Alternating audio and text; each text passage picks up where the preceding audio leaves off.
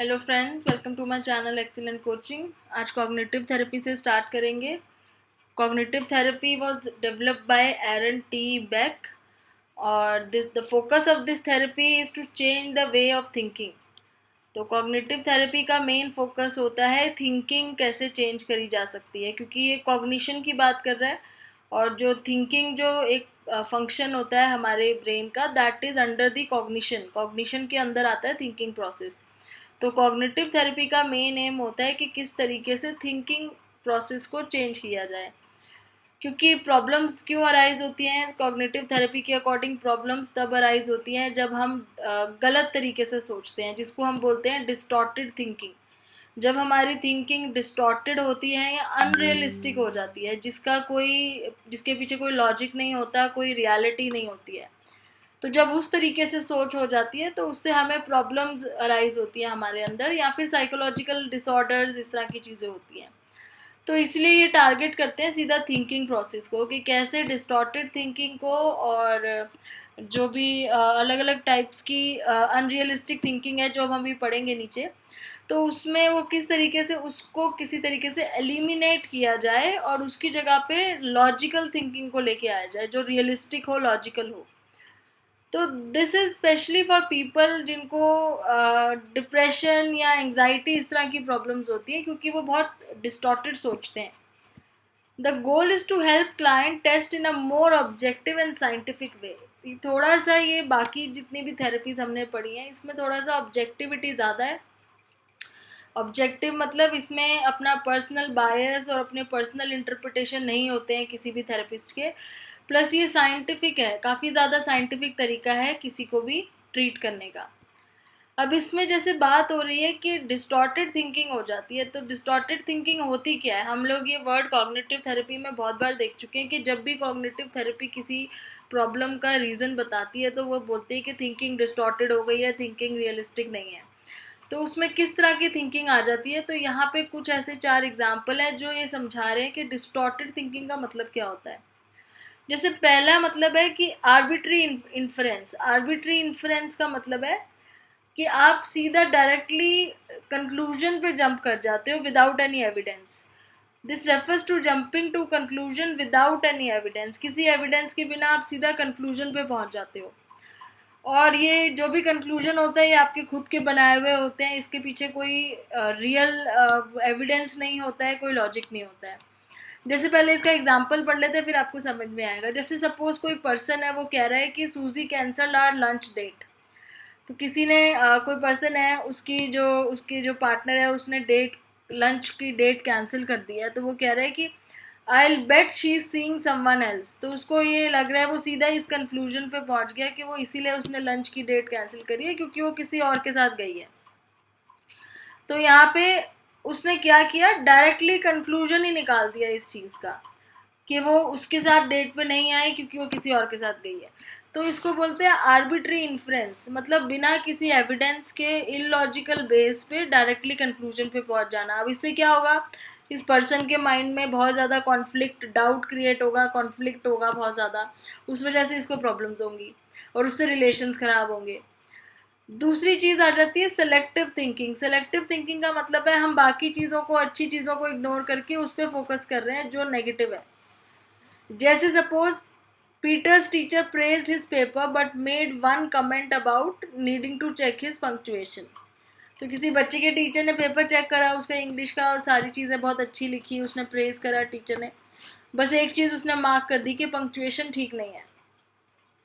अब पीटर अगर वो सारी चीज़ें छोड़ के, जो भी टीचर ने प्रेस करी है, तारीफ करी है, वो छोड़ के सिर्फ उस चीज़ को लेके बैठ जाए कि टीचर ने मेरे को बोला है मेरी पंक्चुएशन ठीक नहीं है, इसका मतलब मेरा पेपर ही ख़राब है, या मेरे को टीचर पसंद नहीं करता।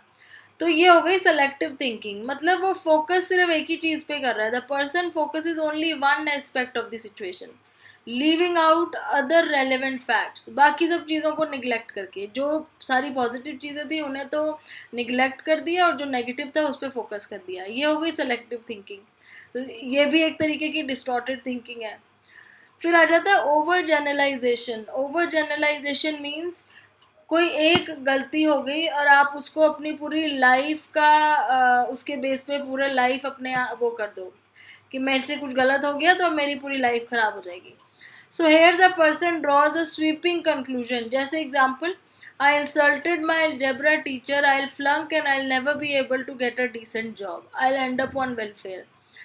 तो यहाँ पे जैसे कोई कह रहा है कि मैंने अपने टीचर का इंसल्ट कर दिया, अब मैं फेल हो जाऊँगा और मुझे कभी भी कोई अच्छी सी जॉब नहीं मिलेगी. तो उसने छोटी सी बात को, जो कि एक सिचुएशन थी जो उसी टाइम पे सॉल्व हो सकती थी, उस सिचुएशन को उसने इतना ओवर जनरलाइज कर दिया कि उसकी वजह से मैं फेल हो जाऊँगा और मैं कभी भी अच्छी जॉब नहीं कर पाऊँगा.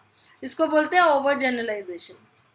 और लास्ट में है मैग्निफिकेशन एंड मिनिमाइजेशन. मैग्निफिकेशन या बहुत बड़ा कर देना किसी चीज़ को, मिनिमाइजेशन मतलब बहुत ही छोटा. Here's a person blows bad things out of proportion while not emphasizing on good things. तो जो गलत चीज़ है उसको आउट ऑफ प्रोपोर्शन कर देना. आउट ऑफ प्रोपोर्शन या तो बहुत ज़्यादा या बहुत कम, और गुड थिंग्स के ऊपर ध्यान ही नहीं देना. For example, a student who has receive good grades on every other exam believes that the C she has got on last quiz means she is not going to succeed in college. तो किसी के अगर हमेशा ही बहुत अच्छे marks आते हैं और सडनली उसका सी आ जाता है किसी चीज़ में, सी ग्रेड, तो वो उसको एक्सेप्ट नहीं कर पाए और बोल दे कि अब मैं कभी भी पास नहीं हो पाऊँगी इस कॉलेज से. तो वो छोटी सी चीज़ को इतना मैग्नीफाई कर दिया है, और पॉजिटिव जो अभी तक अच्छे मार्क्स आ रहे थे उस पर ना ध्यान देके एक छोटी सी चीज़ को इतना मैग्नीफाई कर दिया है. तो ये 4 तरीके इन्होंने बताए हैं जो हमारी थिंकिंग डिस्टॉर्ट करते हैं, जो हमारी थिंकिंग को ख़राब करते हैं, और इसकी वजह से हमें साइकोलॉजिकल प्रॉब्लम्स हो जाती हैं. फिर एक चीज़ और है पर्सनलाइजेशन. पर्सनलाइजेशन का मतलब क्या है? आप हर चीज़ की रिस्पॉन्सिबिलिटी अपने ऊपर ही लेने लग जाते हो. जैसे individual takes responsibility or blame for events that are not really connected to the individual. Example, when Sandy's husband comes home in a bad mood because of something that happened at work, she immediately assumes that he's angry with her. तो अगर Sandy के husband घर आते हैं क्योंकि office में कुछ गलत हुआ है या कुछ उनका मूड ऑफिस की वजह से ख़राब है, तो वो अगर उसको एज्यूम कर ले कि वो उससे गुस्सा है हमेशा ही, तो वो भी एक डिस्टॉर्टेड थिंकिंग है. वो हर चीज़ को पर्सनलाइज कर रही है, हर चीज़ को पर्सनल ले रही है, जिसकी वजह से उसी को प्रॉब्लम होगी. तो ये सारे जितने भी तरीके हैं सोचने के, ये होते हैं डिस्टॉर्टेड थिंकिंग क्रिएट करते हैं. और कॉग्निटिव थेरेपिस्ट का क्या रोल होता है कि इसी तरीके की डिस्टॉर्टेड थिंकिंग को टारगेट करना है कि क्या क्लाइंट के बिलीफ हैं, क्लाइंट किस तरीके से सोचता है, वो क्या गलत सोच रहा है, क्या इलॉजिकल सोच रहा है, उस चीज़ को ढूंढना बातचीत करके, और उसको गाइड करना कि वो जो भी सोच रहा है वो गलत है. और ये किस तरीके से करते हैं? वो क्वेश्चंस पूछना शुरू करते हैं थेरेपिस्ट कि when did this belief of mind begin, मतलब कब से तुम ये सोच रहे हो ऐसा, कब से, क्या एविडेंस है तुम्हारे इस बिलीफ का, मतलब क्या प्रूफ है जो तुम ऐसा सोच रहे हो कि ऐसे है, क्या उसका प्रूफ है, तुमको क्यों लग रहा है ऐसा, कब से ऐसा सोच रहे हो. इस तरीके से क्वेश्चंस पूछे जाते हैं. तो क्वेश्चन क्रिटिकल थिंकिंग के ऊपर बेस्ड होते हैं. तो cognitive therapy really is critical thinking applied to one's own thought. तो अब वो क्वेश्चन इस तरीके से पूछते हैं कि जो क्लाइंट होता है वो सोच में पड़ जाता है कि मैं एक्चुअली में क्यों ऐसा सोचता हूँ, एक्चुअली में क्या रीज़न, मतलब कोई एविडेंस तो है नहीं, तो मेरे माइंड में ये सब बातें क्यों आ रही हैं. तो वो एक तरीके से किसी को खुद ही अपनी बात के गलत करवा देना क्वेश्चन पूछ पूछ के. Cognitive behavioral therapy focuses on the present rather than the past, but also assumes that people interact with the world with more than simple automatic reactions. तो यहाँ पे भी एक चीज़ कॉमन है, जैसे बिहेवियर उसमें थेरेपी में था, ये प्रेजेंट पे ज़्यादा फोकस करते हैं as compare to past. But एक चीज़ इनकी अलग है बिहेवियरिज्म से. इनके अकॉर्डिंग जो भी लोग बिहेव करते हैं वो एक ऐसा नहीं है कि हमेशा एक ऑटोमेटिक रिएक्शन होता है एक्सटर्नल स्टिमुलाई का. जैसे बिहेवियरिज्म में क्या कहा जाता है कि स्टिमुलाई होता है, उसका रिस्पॉन्स होता है, उसी को हम बिहेवियर कहते हैं. पर यहाँ पे ये मानते हैं कि खाली एक ऑटोमेटिक रिएक्शन नहीं है, उससे कई ज़्यादा कॉम्प्लेक्स होता है behaviour. People observe the world and the people in the world around them and make assumptions and inferences based on those observations or cognitions and then decide to respond. तो cognitive therapy और behaviour therapy दोनों में फ़र्क ये है. Behaviour therapy कहती है कि एक्सटर्नल स्टिमुलाई को देख के हम रिस्पॉन्ड करते हैं.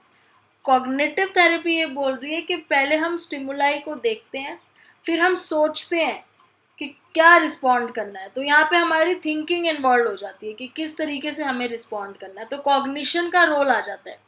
तो पहले स्टिमुलाई आता है, फिर कॉग्निशन, फिर रिस्पॉन्स आता है। और जबकि बिहेवियर थेरेपी कहती है पहले स्टिमुलाई फिर सीधा रिस्पॉन्स। तो कॉग्निटिव थेरेपी थोड़ा सा ज़्यादा हमारे कॉग्निशन के रोल को फोकस करती है कि हम चीज़ों को एज्यूम करते हैं, उसके बारे में इन्फ्रेंसेस निकालते हैं, इन्फ्रेंसेस मतलब कंक्लूजन, और फिर उसके बाद उसके बेस पे हम रिस्पॉन्ड करते हैं। As a form of cognitive therapy, CBT also assumes that disorder comes from illogical, irrational. CBT मतलब cognitive behavior therapy। तो ये कॉग्निटिव बिहेवियर थेरेपी क्या है, जिसमें कॉग्निटिव, कॉग्निशन और बिहेवियर दोनों को इंक्लूड कर दिया गया है। अपने खुद के थॉट्स के बारे में भी सोचना और अपने बिहेवियर को भी देखना। तो सीबीटी में बिहेवियरिज्म भी इंक्लूडेड है, और सीबीटी भी यही एज्यूम करती है कि डिसऑर्डर्स जो हैं वो इर्रेशनल, इलॉजिकल थॉट से आते हैं, और अगर हम थिंकिंग पैटर्न को चेंज कर दें तो हमारा डिसऑर्डर भी ठीक हो सकता है। तो एक तरीके से क्योंकि ये बिहेवियर थेरेपी के साथ रिलेट हो गई है तो हम इसको एक्शन थेरेपी बोल सकते हैं। एक्शन थेरेपी हमने बिहेवियर थेरेपी को क्यों बोला था, क्योंकि वो उसी टाइम उसको ठीक करने के लिए एक्ट करते हैं, उसी टाइम बिहेवियर को मॉडिफाई करते हैं। लेकिन कॉग्निटिव थेरेपी में क्योंकि बिहेवियर वर्ड जुड़ गया है, सीबीटी हो गया है ये अब, तो इसलिए अब इसको हम एक्शन थेरेपी बोलते हैं। Cognitive behavior therapists may also use any of the tools that behavior therapists use to help clients alter their actions. तो कॉग्निटिव बिहेवियर थेरेपी में क्या है, वो सारी चीज़ें यूज़ कर सकते हैं जो बिहेवियर थेरेपी में करते थे। तो कॉग्निटिव थेरेपी क्या थी, जो हमें अपने ओन थॉट्स के ऊपर, ऑन बिलीफ के ऊपर सोचने पे क्रिटिकल थिंकिंग करवाती थी। और बिहेवियर थेरेपी क्या थी, जो हमारे बिहेवियर को मॉडिफाई करती थी। कॉग्निटिव बिहेवियर थेरेपी क्या है, जो हमारे थिंकिंग को भी मॉडिफाई कराती है प्लस हमारे बिहेवियर को भी टारगेट करती है। और ये वो सारे टूल्स यूज़ कर सकते हैं सीबीटी में जो एक बिहेवियर थेरेपिस्ट करता है।